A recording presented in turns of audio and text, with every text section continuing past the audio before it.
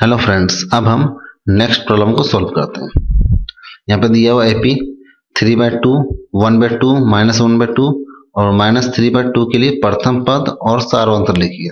ठीक है, तो प्रथम पद मतलब जो पहला पद हुआ, तो प्रथम पद बराबर क्या है हमारे सामने देख सकते हैं 3/2 है, तो यहाँ पे 3/2 लिखते हैं। ठीक है, अब सार्वंतर निकालना है, तो सार्वंतर बराबर होता है फॉर्मूला दूसरा पद माइनस पहला पद। तो यहाँ पे देख सकते हैं दूसरा पद क्या 1/2 है, तो यहाँ पे 1/2 लिखते हैं दूसरा पद, माइनस यहाँ पे फॉर्मूला तो माइनस लिखते हैं।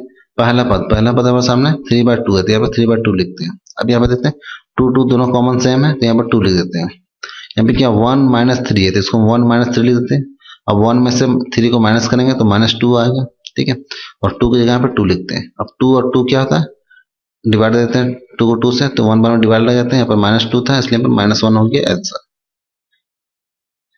ठीक है, अब इसके आगे पढ़ाई हम नेक्स्ट वीडियो में करेंगे। Thank you.